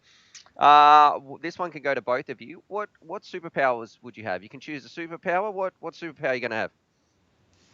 Ooh, I've got 2. Go on. I don't know which one I would go for because I'm not sure what the sort of the caveats are with these, right? I have anything. Okay. It's giving you superpower. You can do it's your superpower. You can do anything? Okay. Straight out manipulating atoms. Okay. Because if I can do that, then I can literally do anything, right? All right. So you're like, you've got 3 wishes. I wish for unlimited wishes. Oh, come on, Thomas. Yeah, that's my strat. Otherwise, if I had to pick a more normal one, I want to fly. Okay. All right. Flying around. There we go. What about you, Paul? I think mine's more sensible. I'd like to see into the future and be able to manipulate the future. that could be very handy. So maybe like time travel, so you can go back and forwards and see what's Yeah, happening. I reckon that'd be really cool. You know what I mean? You'd be sort of ahead of the curve I all the live time. now. Live in the now, man. But it's my superpower. That's true. Well, okay, can't you can dictate see, what you my can travel superpower through is. time, Alright, okay. You've and got then your I can produce what superpower. you need. All right. I probably I could just click my fingers and all the dishes and laundry and vacuuming and cooking gets done every day. Man, I'll pay a lot of money for that superpower. Let me tell God, you. That would be that is amazing. I get told off on that all the time. Okay, and what's the first thing you would do with that superpower? So last one, Thomas, you've got your superpower. What's the first thing that you're going to do with flight? With flight, I don't know. I'd fly around. That's what I'm gonna do. I don't know where I'm gonna fly. I'm gonna fly everywhere, and if I can hopefully, oh yeah, one more thing with the flight superpower, it has the ability for Mach speed. Okay, you can go very Okay. very fast. All I right. can go very fast, and I am going everywhere All right. because Get I an A have. train. There we And I go. want to. Very I wanna very be fast. Bird license. And Paul, so you can see the future. What's the first thing you're going to do with your power? What are you going to do? Damn, mine's a difficult one because I have to see into the future, see what's happening. Something simple. Well, today's Saturday. I could work out what the Tesla numbers are going to be, and All maybe do that one first. I'll do that one. That's an easy one. I could do that one. Bit If of I'm gonna- financial if I'm gain. gonna- if Nothing I'm but gonna buy a lotto superheroes ticket, here. I may as well do that one. So that's the only one I can think of. But I reckon you'd look into the future and see what's happening. All right, so maybe that's not really a superhero. We'd say, all right, that's a superpower. So there we go. Some financial gain, play in the stock market. Gee, Yeah. we never knew that Google was taken over by Bmsweb, but we wish them all the best. Boys and girls who are watching, we're chatting with Bmsweb. Thank you so much for jumping on the stream, guys. We just had another super chat too from Chucker, and he wants to know superpower. He uses auto scan. Do you guys ever use auto scan? What do you think about that? Just before we go, auto scan What's is the auto bane. scan? Like on your goggles, you know how people like auto scan to find the channel and then go flying. I don't. You never. Never used it. Oh, Never- Good. Thank you. Yeah, we That's have a like little bane. monitor that has an auto scan. We use that for watching other people. That's only but- got auto scan. That's the only way you can scan with that one. Yeah. Yeah. And the problem with the auto scan is sometimes it'll go onto the wrong channel, which is close. So you get I just find we've got that issue with that one monitor. So Yep. Yeah, but just for general viewing, it works. So- yes. But don't use it if you're going to fly. Look, it's a bit of a running joke here on the channel. People say, oh, should they auto scan? Gets me very, very triggered. I'm glad you guys don't use it. Thank you very much. You two are wonderful gentlemen for jumping on the stream. It has been an absolute pleasure. When this whole lockdown kit and caboodle is finished, we definitely need to catch up for a fly sometime. Just a fun Definitely. fly. And I want to say thank you for being inspirations for me. I used to watch your channel when I was starting out. I know, Thomas, you've come such a long way, and the father-son relationship that you guys have is very inspirational for me as a parent to be able to see what you've done. Not even drones aside, just seeing what you guys have accomplished and doing it together is, I just want to say thanks for the amazing stuff that you do. Amazing people, awesome ambassadors, and the annoying part, Thomas and Paul, is you guys are so freaking humble. Can't we just like? It's always thanks that you guys always thank your competitors, and you're always helping other people. And it's guys, come on, that's your We have cool- superpower. there's- You guys have There's superpowers. too many cool people here, It's man. really an awesome community. That's the best part about it. I think if you can do that, you can't actually lose ever. That's my opinion. You know what I mean? You're always going to be winning because if you've had a blast, you've gone to an event. There's only going to be the one winner, and if you've had a good time, you've helped other people out. It's a win for everyone. So yeah. All right. Yeah, we have an awesome community. I love it. We do. We are very, very blessed. So thank you very much, guys. Thank you for that. If there's any final words, let me know. Otherwise, I'll let you get on with your day. Thanks so much for jumping on the stream and having a chat with our audience. Thank So- you. Thank you. I'm trying to think of final words. I don't know what to What's say. the final words? I don't know. Just everybody have fun. Have a good time. That's it. Fly and have Yeah. fun. No He's about to do that now anyway. Yeah. No worries. Thanks very much, guys. I will be in touch soon, guys. And yeah, thanks for coming on the stream. Yeah, thanks for Thank having you. us. See No ya. worries. Thanks, guys. Rightio, I'm going to click on this button right here. Those humble gentlemen, Bmsweb and BMS Thomas, I got to say thank you so much to them. Got to hang up. I had a whole bunch of different windows and things open for you guys. Thanks very much, you guys. They're giving me the thumbs up on the phone as well. So thanks very much, guys. There we go. Let's do it. Back with the FPV mix. Sorry if I've missed some of your questions. Please throw them down below. It is not every day that you get some superstars on the channel. So thank you very much, guys. We're going to go check out their videos in a little bit as well. BMS Web. Very, very cool, gentlemen. Let's see. People say now we're way louder. So I wonder if Skype was stealing my microphone or something like that. I'm going to have to watch it back. That is some good things to know because I kept trying to adjust it, all that sort of stuff. Luckily, maybe I wasn't talking too much. It was mainly about their interview. But let me know. Share some love for them as well. Scroll down here. Let's see. We've got 111 people watching. We've been streaming bang on for 59 minutes. And we've got 69 thumbs up. There we go. All you people in high school, let's have a snicker right there. And, and Bumblebolt says, oh, it was Skype making you quieter. So there we go. I'm going to have to definitely change those Skype settings. Maybe I'll have to use Google Hangouts next time. Alex is saying, a great interview, Stu. I'm glad you guys enjoyed it. We've got to press this viewfinder inactive button. So, there we go. You had to press it 3 times. Someone saying a righty fly is in the chat too, saying something about a bot grinder does it on purpose. If I haven't seen his chat, I'll definitely need to check that out as well. Carlos D says that's Grumpy Trev's job. Raven187, now you're way louder. That's so annoying. Good one, Skype. You had me. You must have stolen my microphone right there. Blake Nums is saying, please say hi to me. Let me check our stream timetable so we can find out what is happening because I was having way too much fun in that interview. Thank you very much, Bmsweb. And if I click right here, we also have, it is going to be time very soon to do What's New in the Studio. Stuart's so good at singing. And of course, we're going to be doing our massive jackpot giveaway. Let me tell you, there is a form in the description down below. If you're watching this and you want to win some really, really cool stuff, this is what is in the jackpot giveaway today. We are giving away a jumper T16. We have 3 bind and fly quads, a Sector 5, a Mobius 6 HD, and a Catalyst Machine Works bind and fly. We have a pair of goggles, we have a charger, we have a SIM key, we have a receiver to go with this, and also we have 4 extra motors that we've thrown in there as well. So definitely, I don't know if we've missed anything else. I'll have to check the logs and see what we have. But we have some very, very cool stuff. Go check that out. What we're going to do now, what is new in the studio? It's in the studio. Get it? Studio. Anyway, today it's a pretty quick segment though because we only have one new thing that's turned up this week that is, we did get to a couple of things, but some of them were double ups. I don't know why they sent me some doubles. So the new things that you haven't seen in the studio is we got this one. Now, this is pretty cool. This is, it's from T-Motor, and it's kind of like a T-Motor bind and fly, and I wish I could remember the name, actually. I just opened up the box and was like, this is going to be pretty cool. It's got a Rush Tank VTX on the back. It's got some Velox motors on the outside, and it's also doing a pretty cool thing where if you want to work on the middle, you can actually take this entire middle section off, so just this little part. Let's get this in. You can see it's got some little ridges across here. You can take those off. This middle part comes off, but you don't have to remove the front part or the back part. So some very, very cool stuff there. But looking at it, I don't know. Is that a gimmick? I'm not too sure, but I can't wait to rip this around. And it's around the same price, I believe, as the Nazgul, I think. So we'll be putting this up against the Nazgul. Very, very robust and a very clean looking build. T-Motor does make some great stuff. Very, very high quality. So this should be a absolute little screamer. What did I get, a 4S version or 6S version? Let's have a look. 2400 kV. So we're going to be flying this bad boy around on 4S.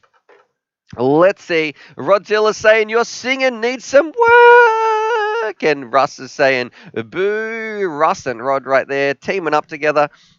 And Ben is saying, oh yeah, watch the live stream announcement for that. So there we go. Thanks for tuning into What's in the Studio. So, and we also had an SWR meter, but I don't know why that's sitting over. I don't know how often I'm going to be using that one. It is 10:32 in South Australia, and it is 11:04 right here. Let me know what is the time where you guys are as well. Kiz Bartlett is saying, I can't wait until the day Stu tests the frame strength and it pure snaps in his hands on stream. Yeah, imagine that. So here we go, just explodes fragments of carbon fiber in my face. That's never going to be a good time. What I need to do, there is a couple of super chats right here that we need to take care of because Charlie, he's like, oh wait, what, me? Yeah, what's happening? Drop. He's like, yeah, I'll have my snacks now, please.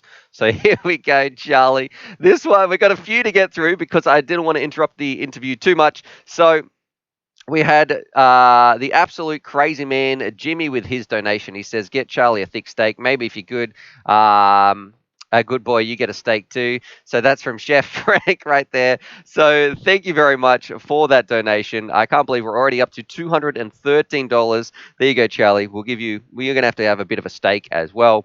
And then we had another one from Bumblebolt with his super chat.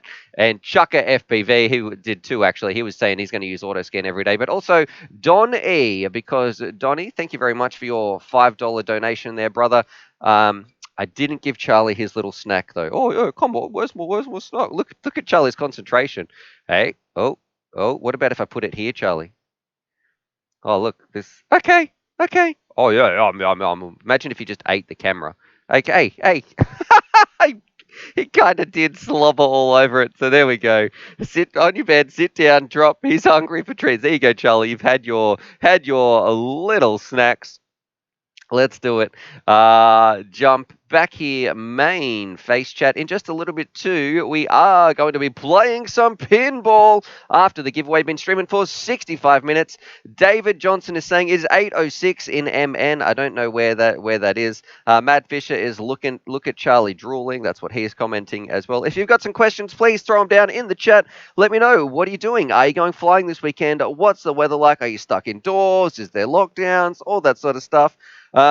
Because for me, I would love to go flying this weekend. I would love to catch up with Grumpy Trev, with Granger, with the boys. Cal is just going to be too lazy. There's no way Cal's actually not allowed to drive down. Thanks to the state and the area that he lives in. There's like roadblocks and all that sort of stuff. So I won't be flying with Calvin this weekend. But it would be good to catch up with the boys, do a bit of work, do a bit of filming. But I think it's going to be raining. Now, if we scroll down here, what? Greg, what is that? You absolute madman. Jesus. Greg Walden just donated $297. And he said, okay, Stu, let's get that computer and give a whole smacko. And then I think, is that from Heidi and me? Okay. Greg, what? Oh my God. Greg, let's look at the chat. Let's share some love for Greg in these chat comments as well. Greg, your name is going. I'm going to put it up here, my friend. I don't know what to do. Greg is boss mode. Damn, Greg. Chris is saying, I was here. Woo, 10 out of 10, Greg, from Carlos D. People saying, where were you when Stu got funded? God. I'm okay. Focus, Stuart. I'm shaking just a little bit. Actually, I can't believe it. We're getting a new PC after the struggles here to stream with this. Thank you, guys. Thank you to everybody. Thank you, Greg. Thank you to everybody who supported this stream. I'm going to give Charlie his smacko, but because Charlie's wait. Look at him. Charlie is just waiting. I'm a bit lost for words. Yeah, Charlie. This is from Greg. A whole one. Oh, that's good. Look at him. He's enjoying it, having his little smacko. Oh, yeah, this is yum. Oh, gee. Did that even touch the sides, Charlie? Hey, give you a scratch too. Yeah. Oh, yeah, that's a good one. Having a scratch. Oh. Hey, you're a good boy. Drop. Good boy. No, that no more, buddy. You can have a little belly scratch. All right. Let's jump here. Yeah. Thanks. I can't believe that. Gee. Just kids are saying Stu's going into that euphoria state again. It's a little bit like that. Robert is saying hard work pays off. I honestly feel like I really have been working hard at this because I love this. I want to share this message of FPV. I want to make better content for you guys as well, and that is exactly what a better PC upgrade is going to let me do. We can move on from this laptop, and I don't even know where to start. Like, Carlos is saying you deserve it, man. So thank you very much, Greg. I've never seen a donation like that before. So thank you. Thank you very much. Chucker FPV is saying charger packs and talking at BMS advice just to rip as much as possible. Remathorn saying, what's up, bro? We just hit our PC upgrade. Gunner saying, Greg rocks. Thanks for your support. Yeah, just man. Jesus. I almost need a break. I don't know what to do. All right. We are gonna.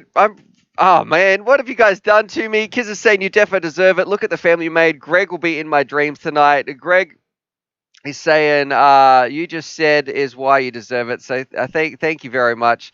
Sharing this message of FPV. We're going to get other people flying too. So thank you to everybody who's supported the channel, who's in here in the stream, being part of the UAV Futures family. You never know how much this video might mean to somebody or my content might mean to somebody. I know there's a lot of people watching here and also online, and the emails that I get. Like, FPV has saved people's lives, and this is something that you don't quite understand, and making content when you have a lot of subscribers, but you don't realize just how many people's lounge rooms or bathrooms or wherever they're going to be watching my content. You don't understand that sometimes FPV and the stuff that you make really does change people's lives, and it has saved people's lives. I've seen people who have talked about some very dark days and some very tough times for them, and they said the things that have got them through is FPV, and they've found that because watching my videos. So it's in a weird it's weird to think about, but the content that we've made has saved people's lives. There's people here still alive today thanks to FPV. It's a very magical, special hobby that,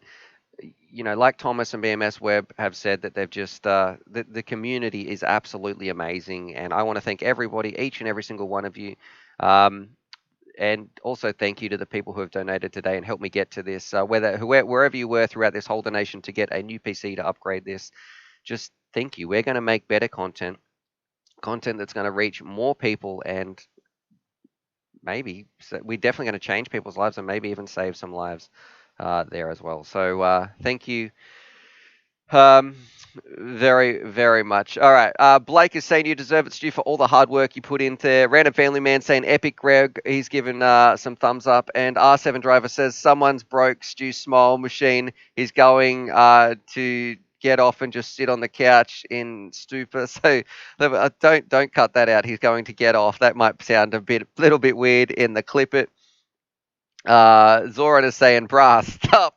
Kiz is saying he had a revelation. He was watching this while taking a poop. So there you go, Kiz. And Celis, we love you, Stu. You are why me and Mindy have our channel and even fly you, buddy. Oh, thank you very much. Thanks for tuning in all the time. It's all been so much love in these comments. This has really thrown me, actually. Let's see. Pat Nolan. Well, at 2:10 in Ireland, I've just cracked open a can of cider to cheers, Greg. So there we go. Cheers to Greg. Cheers to everybody. Let's all have a drink together. I'm gonna be drinking some soda water, but this one is for every single person who's here, who's helped me share this message of FPV. Yeah, it's I'm probably not going to be having a beer at 11:14 in the morning, but I am going to have to do something special. Rowan is saying, you deserve it. You got me into the hobby. But you've stuffed my bank account. Even though I have one drone that doesn't work, I still love it. Jack Hungerman is saying, love you. Bumblebolt is asking about what kind of PC is going to build. Now, that's something I'm going to need to be asking some advice for. We've had some great emails as well. Got some friends. Trevor works in IT, so I'm going to be working closely with him to help me pretty much find the best deal we can get on a proper streaming PC.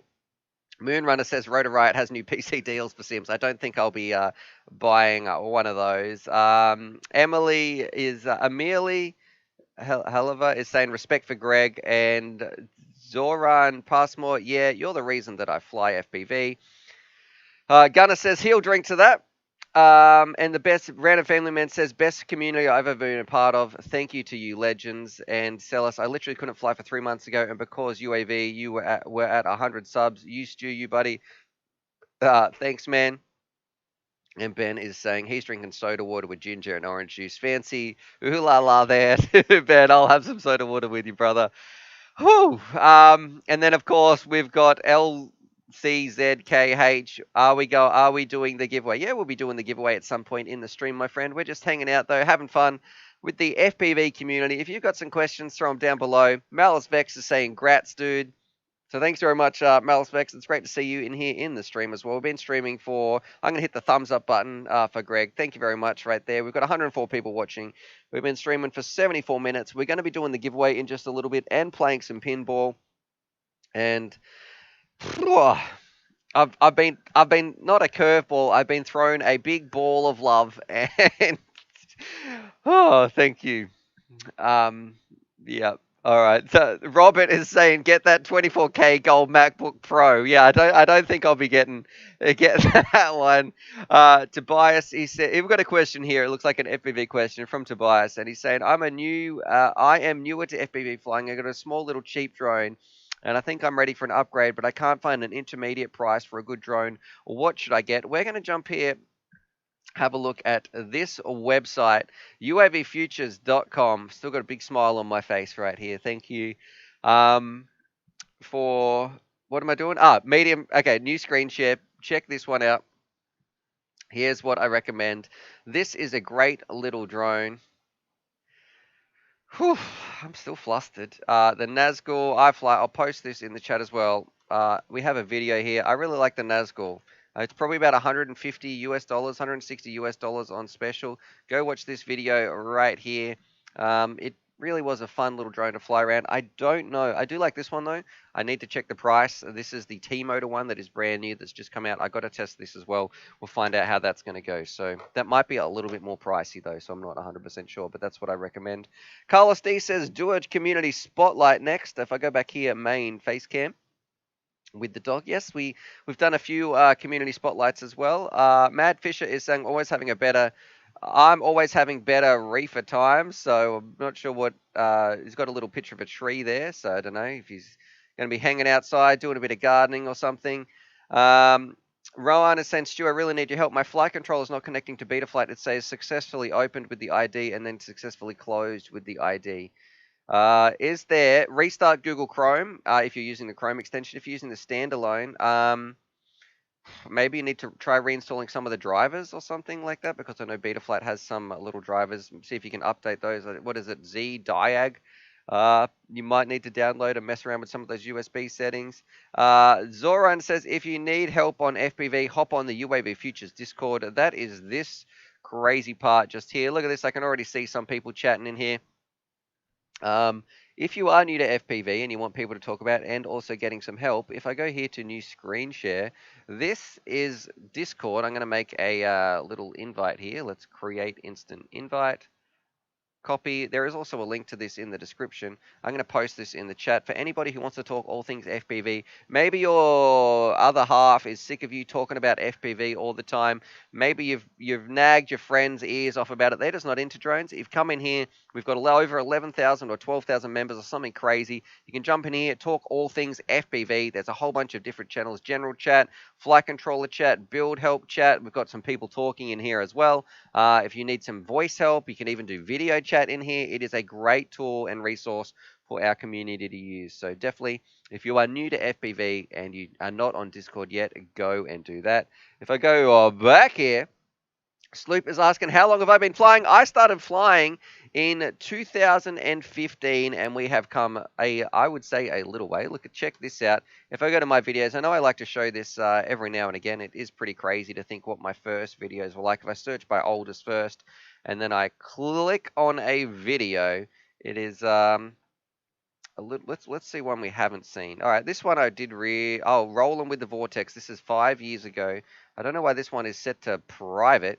Let's check this one. Actually, I think it was because I had music on there. So we had some music that I was getting some copyright strikes. So I just locked it down. I was a bit worried. Let's skip this part. Skip this silly ad about Tourism Australia. Got to go to visit New South Wales. Mate, I can't do that. It's not allowed. And then we're getting some Reebok shoe ads or something, some Adidas shoes. I don't know. Let's skip that. This is my first flights. 4th of June, 2015. Now, if I go here, new screen share, check it out. This is some of my first flights. We still look. You will notice we were just back here at the latest video that I just uploaded. We were flying around here as well. Same location, of course. Much better gear now. Much better people to fly with. I was flying by myself, but and I was like, oh, this little gap here. Can I do it? Oh, we've made it through.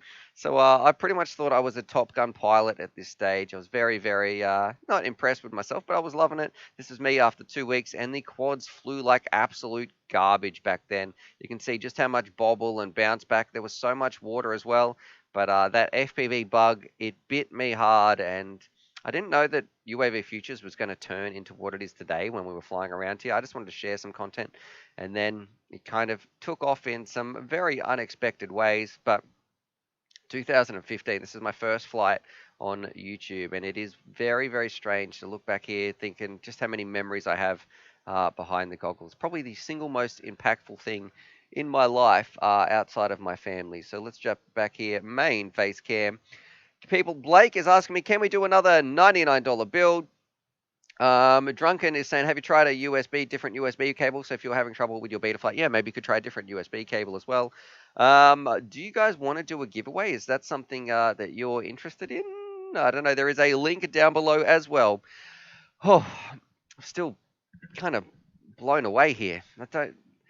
Ah, every time I look at that. All right, let's do it. People saying yes. A Bumblebolt is saying yes as well. Michael Johnson saying yes. All right, let's do a bit of a giveaway. Been streaming for 80 minutes. Then we're going to go play some pinball as well. Carlos D is saying yes. So what we need to do, there is a form down below. Make sure you put your details in that. Let's do it. Let's find out who the winner is going to be. If I open up my Google Drive and open up my live stream entries form, which is this one. A lot of people saying, I really hope I win. I need a new drone. I've heard it's good luck if you hit the thumbs up button. Let's scroll down, find out what is going to be happening. Let's see, how many entries do we have? We've got 2,433 entries. So let me type that in. 243. That is the top number. Is there going to be another UAV Pooches? Yes, absolutely. We'll be having a look at UAV Pooches. I think that is on tomorrow's stream. 2433. I need a random number. All right, 1 and 2433. Let's do it. Let's do a random number generator. 2433. 2433. Yep. You have to hit the thumbs up button for your entry to count. Well, that's up to you guys. I don't know. I think and let's just that's what you're saying there, right there. Random Family Man says Monday is Sunday. Yeah, tomorrow there is no stream tomorrow. There is a stream in 2 days' time. So this time, same time in 48 hours. It will 46 hours. There will be another stream. Let's do it. Let's go a random number generator. If I go here to my main screen share, new screen share, which is this one, and make sure everybody's email is not on the screen. We need a random number between 1 and 2433. So fingers crossed. Let's do it. I couldn't find the entry form. Dumini D0M1N8 capital R. Have you read the description of this video? Because I think that's where most people found it. And under the part that says giveaways in capitals, you can go check that out. All right, let's do it. 1 and 243. 3, 3, 2, 1. Click. Whoa, 1792. Let's do it. Let's go find that winner. Find my entry forms 1792. Open up my live stream entries. What did I say? 1792. Is that what I said? 1792. All right. Scrolling. I should just use this part. That'll make scrolling a bit easier. 1792. All right. Here we go. Let's do it. Let's get a little. You have to pay for shipping if this is you. 1792. 1792. Sorry, wait. 1793. Was it? 1792. 1792. Get my snipping tool. Oh, that's 19. That's not going to work. 1792. Whew, almost put the wrong person on the screen. That could have been disastrous. 1792. All right. We've got 1792. If I open up random number generator, 1792, 1792. This person, please email me. It is 11:25. I'm going to give you till midday my time. 11:25. Put this on the screen. Drum roll, please. 1792, 1792. Congratulations to this person. New screen share, Brian Zartnitz. I hope that's how you pronounce it. Please send me an email from the rest of this email that follows from here. Thank you. 1792, 1792. It is all looking good, and you'll be winning a jumper radio, 3 binder flight quads, a pair of goggles, a charger, 4 motors, a receiver, a SIM key. I don't think I'm forgetting anything else. I'm pretty sure that's it. An awful lot of drone goodies. The only thing is you got to pay for shipping and you got to email me within half an hour. And that prize is all going out to you. Felix FPV as well. He's given me a super chat. He's saying, hey, you, with his little dude. What is that? Is that a pear? I'm not too sure. What is that little emoji? Thank you very much there, Felix. If you've got some questions or love, throw them down below. A very special stream today. We've had some amazing guests as well. If I go back here, main face cam with the dog, we can get rid of these live stream entries so I don't accidentally flash them all over the screen. And we're about to do some pinball in just a minute. We've got 119 people watching, 112 thumbs up, people saying, winner, winner, chicken dinner. Rotary says, I think we'll have a winner tonight. Congrats. Oh, we've got to press this viewfinder button. Let's see if I can get a 3, 2, 1. Boop. Nah, I've got to wait. Maybe I have to do a 5, 4, 3, 2, 1. All right, Dan, we had some sad faces, some happy faces. Madfish is saying, congrats, Brian. I hope you're not here. All right, let's see. Pinball Wizard. I hope that Brian Zahn's computer just exploded from Bumblebolt FPV. Rambler Family Man, he's saying Pinball Wizard as well. So Blake has just tuned in. He's saying hi. It's been a very special stream. Whew. Greg, you absolute madman. I can't believe that donation there. Thank you very much. New computer is going to be put in the cart. We're going to be doing some shopping very soon to upgrade this bad boy, get a better stream PC for you, make some 4K content, and it's a little bit crazy. So, look, we've been streaming for 87 minutes. What we're going to do, we're going to jump in and play some pinball now. I think I said, though, I want to try and find Bmsweb. What was it? Starship. Was it Starship tutorial? BMS Web. Let's see if we can find a video. Results not found. Let's have a look at, maybe it'd be on BMS Web. BMS's web. BMS Web. Let's check here. We'll search by oldest video. Just before we go, play some pinball videos. Sort by oldest. Let's see if we can find this tutorial of Thomas making a paper. Here we go. Maya spaceship tutorial. So this is 12 years ago. So this is Thomas, who we just had on here, one of the world's fastest racers. Let's put this up on the screen. Oh, look, it's even in 4x3. And UFO. Look at him. What a little legend in this video. A little 6-year-old doing this. New screen share. This one. It's my own spaceship from Maya. First we click the polygon cube, then it creates a cube. Now, because we can see through it, if you don't want to, you just press 5. If you want to see through it, press 4 if you've already done it. Now we have to pull it up so then it's not on the big... What a legend. Can you believe that? Someone going through at 6 years old modeling this sort of stuff. Very, very crazy that he was able to make a spaceship. What did it look like at the end? Let's jump in here. What did he make? Man, check that out. Whoa. God. Now we're going to... That looks great. Click on it. Anyway. Man, this would take me years to learn, so it looks like he's definitely been into spaceships. Very, very cool stuff. Double A is saying Stu at U of H is in chat. He's waving. Kiz is saying that spaceship actually looks pretty cool, and his voice is hilarious on this one. That's from Bumblebolt FPV. Yeah, he's about 6 years old. So there we go. Very, very cool stuff. Jumping over here, main face cam. I want to say thanks for everybody who's tuned into the stream. It has been an absolute pleasure. I had a great time talking to Bmsweb. I did not expect the amount of love from you guys as well. We have finally reached our PC upgrade. So with that, I'm going to say I hope you have a fantastic weekend. I'm not even going to say to subscribe. I just hope you have a fantastic day. We will be back in 48 hours. What I'm going to do today is we're going to jump over and play some pinball.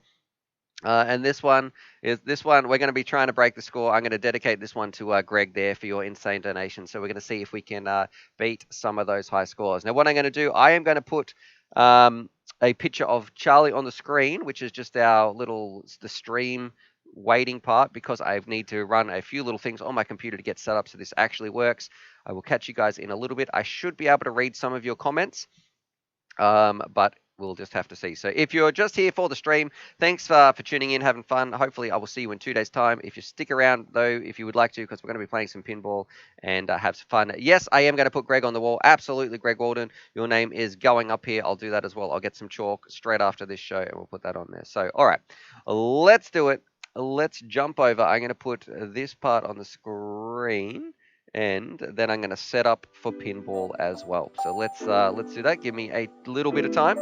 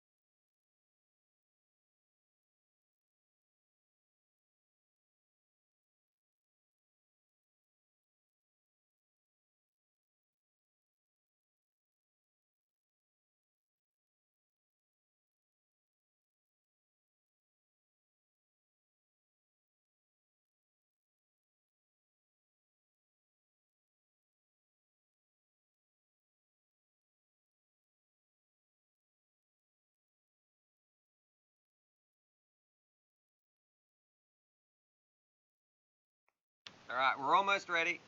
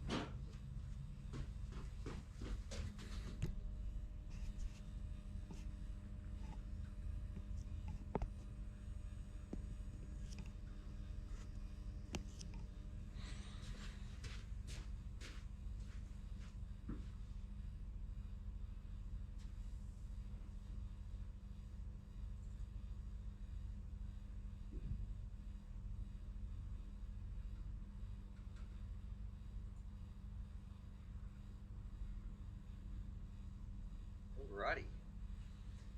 Alrighty.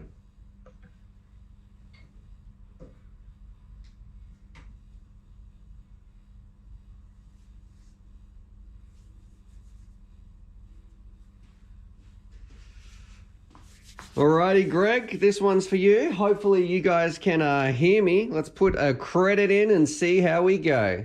Prepare for the ultimate challenge. Alright. Set, shoot. Alright, let's do it. Let's go for the high score, baby. Come on. Let's get the bracelet target, which is top right. Oh, no. Oh, here we go. Sagat's down. Let's go through the 12 opponents. Select your victory award. Use the flipper. You win. Hopefully we're not getting some double up echo. I'm going to go check that on the computer when we get a minute to ourselves. Use the bracelet card. No, no, no, no, no, no, no, no, no. Whoa. That was unlucky. Here we go. All right, bracelet target. Boom. That's Ken or Ryu. Down for the count. 2 opponents out. 9 mil. Alrighty. Let's go. Mid a multi-ball. Here, I'm going to check the audio. 1 second.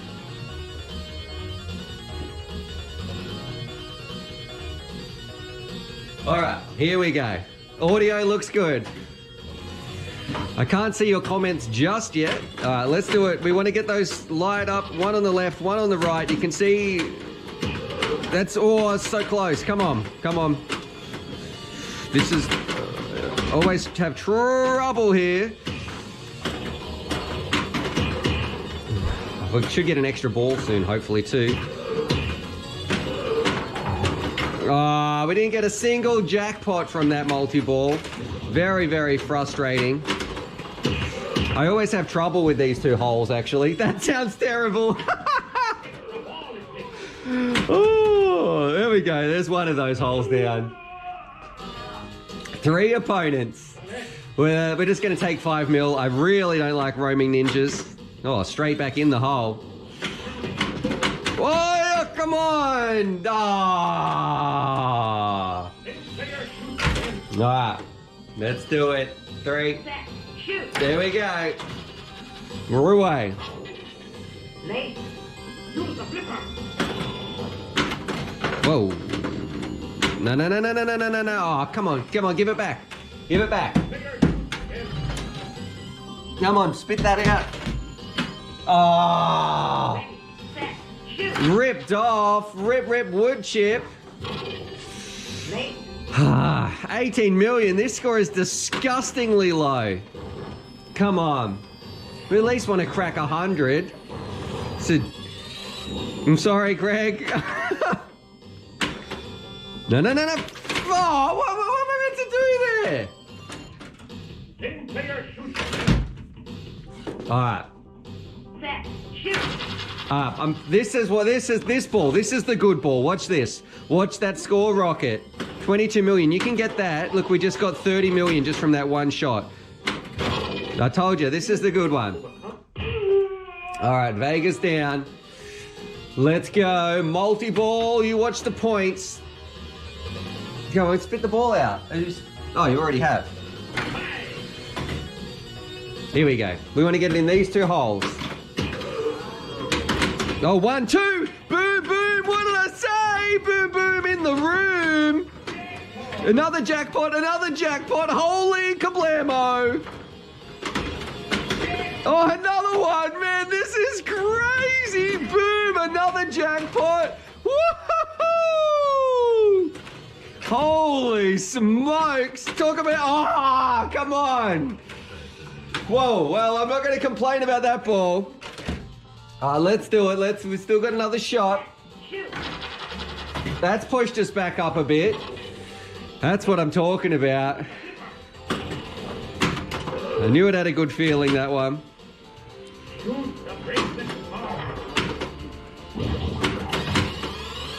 We need some extra balls here. That's what I... Oh, come on. That's not fair. If that's it...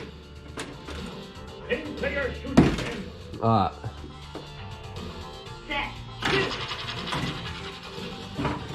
That one was unlucky. Didn't like that one. No. Whoa. No, that's bad. Far out. Come on. Get that ball out of there so I can have that shot. Ah. Okay, we had one good ball. 159 million. Whew. You know what? Do you guys want to go again? Let's see this in the chat. See who's here.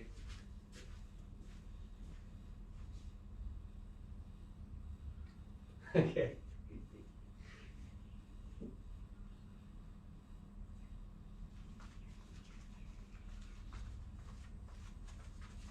All right, let's do it. Charlie, you want to go outside? I'll let you outside, buddy. There you go. One more stream. One more go, I mean. Let's do it. Something fun, a little bit special. Here we go. Ready, set, shoot. Let's see. This should be good now. Ready, set, shoot. We've had our warm-up. Let's do it.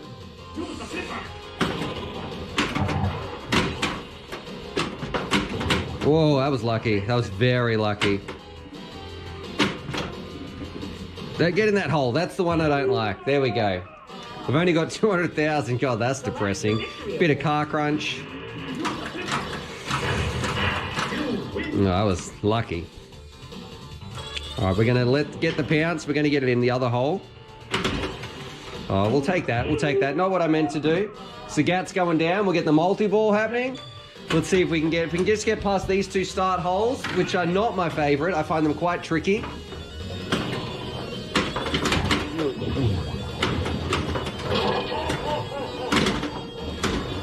Because they're right, that's bad. And we're going for extra ball in the middle as well. Oh, that would have been it. Oh, we did get an extra ball in there. That'll take that. Yes, please. Oh, we didn't get the jackpot. It's a bit of nothingness. Oh, I trapped the ball up the top. It'll just have a little think. Come on, you silly machine. Do your thing. Duk-a-duk. Here we go. Oh, wasn't ready. Oh, that's a double car crunch. We go for Ken and Ryu, top right. Oh, we got the flipper. There we go. Oh, that's not the one I wanted though. Bugger. We want the other side.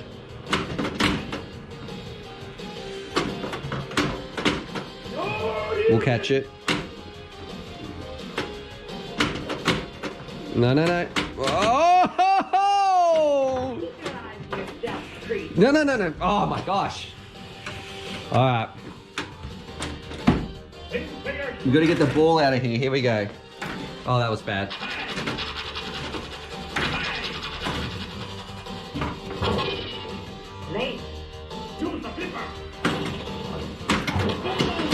Oh, nice. Oh, I couldn't do anything there. It just went straight down. Come on, give it back. All right. I was quite lucky, actually, to get that back. Ooh, that's a torpedo. Let's try and unlock that torpedo. Oh, no go. No, we're not getting that ball back. 17 million. Gee, don't tell Trevor I got this score. Set, shoot. All right, this is going to go straight to car crunch because it's at the top left. We'll probably lose this one though. It gets harder and harder. Every car crunch, you get less and less time. Come on, just give us a nice, gentle...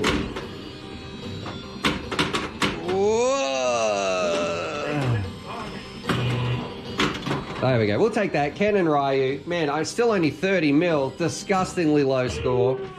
But it only takes one ball. Let's go roaming ninjas. You guys might want to see it. I don't like roaming ninjas at all. I've got to get it in the strobing holes. Oh, there's one. We'll take that. We'll see what happens. They change around the place. Let's see, though, where are we going to? Ah, see, cursed. I do not like roaming ninjas. Alright, that's going to be Blanca down. It's an easy hole, that one. Multi-ball. Of course, always go the multi-ball for the big score.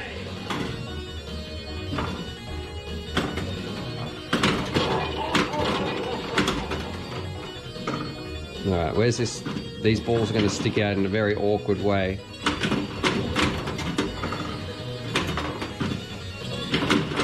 Oh, we got one. One jackpot's down. That's what we need.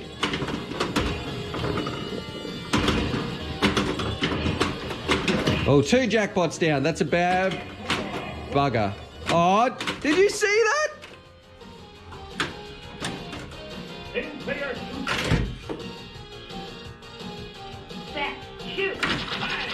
Alrighty.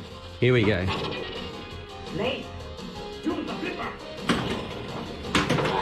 Oh, nice. We'll take those points. Chun-Li. Okay, we're going to go Zangief. It's straight up the guts there. Let's go for the spinning pile driver. Woohoo! Look at that one. That's what we meant to do. We should get a... We'll try and get an extra ball, which is in the very center of the table, the purple pink arrow. Oh, but we got doused him instead. Oh, I'll still take that. Now, this is a multi-ball. We might be able to use this if we go quick enough to get our extra ball, which is flashing out. Let's go there. Don't. Oh, I did that on purpose, actually. Let's go jackpot. No jackpots. The extra ball's running out. Come on. Oh, bugger. All right. We've got to go underneath each ramp. There's one jackpot. This is a sketchy one. Whoa! Come on. All right. We'll let you have that. We're going to go M. Bison, right side of the table, lower right. Oh, boom. Just like that. Wasn't what I meant to do the first time, but we got it the second one. Let's see. What do we got? Let's just take 10 mil. We've unlocked an extra ball. We've got it over the... Oh! That's bad. That's bad. All right. Slow down. What are we going for? This is very hard because there's nothing off this flipper that we can shoot for. So maybe we need it on this flipper. No! Oh, extra ball. That's what we're going for. Middle of the table. It's on the slow flash. Boom, boom. Shaquille O'Neal. We got the extra ball. That's a whole nother life. We got a double there. Couple of extra points.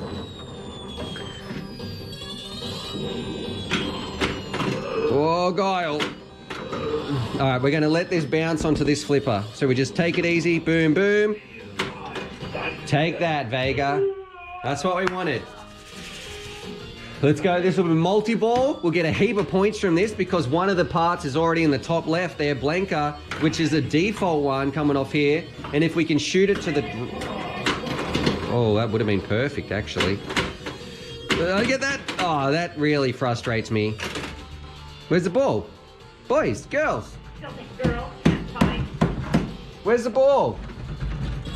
I wasn't paying attention. Oh, but... Oh! What was that? Ready, set, shoot. Oh, that frustrates me, that one. All right, we're going to go. We need it on the left-hand flipper most of the time.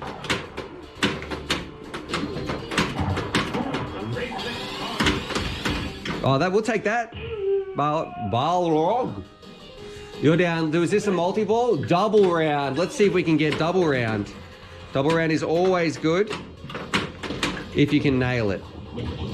Well, 1 hole down. 2 hole down.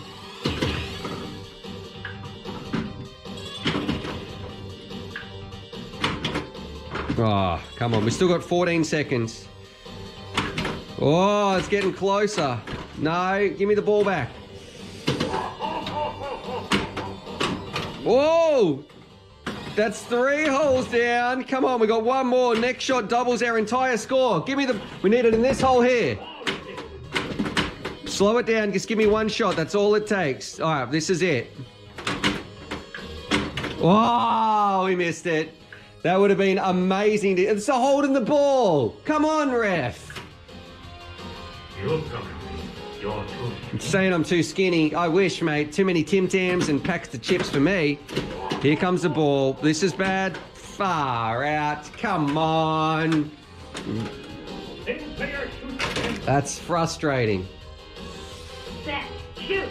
But our score's a bit better. 190 mil. We're going to try and crack the 200. Well, there we go. We should get an extra ball, maybe? No? I thought that was extra ball. All right, we're going to go straight up the guts of Guile. Middle of the shot, middle of the table. Ooh, close. No. That's just one of those unlucky things. What's our replay at? Where do we get a replay? This is our last ball, boys and girls. Set, shoot. All right. Top right, Ken and Ryu. Didn't work out the way I wanted it. Oh, come on. Oh, that was so close. Don't you do that to me. Oh, that's it. 212 million. Look, it's not the greatest. It's not the worst, though. I'll tell them I'll be happy with the score over that. Where was our next replay? 250. Okay. All right. Well, hopefully you guys enjoyed that. I'm going to come back to the stream.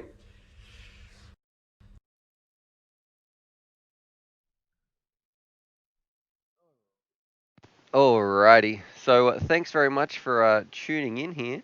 I'm going to say that is the end of the stream. I'll be back in 48 hours time. No worries, thanks for those people. Straight up the guts. Yep, that's where the ball went. No luck on that one. Thanks very much for everybody who tuned in. I will be back in 2 days time, and subscribe for more FPV related content. And as always, happy flying.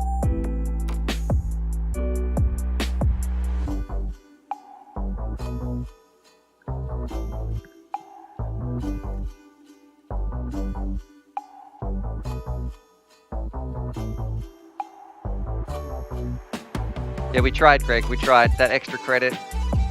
We got ripped off a couple of times too. I think we actually did get unlucky in some of those. We got lucky with the first jackpot, where we seemed to just sink all the jackpot holes very, very quickly. That was nice. And then we had a couple where it just went down the guts and it didn't give the ball back. There's a bit of a problem with that table too. Sometimes it will hold on to the ball. I do not know why, but it seemed to do that in our double round. If we had got that double round, that would have been a decent score.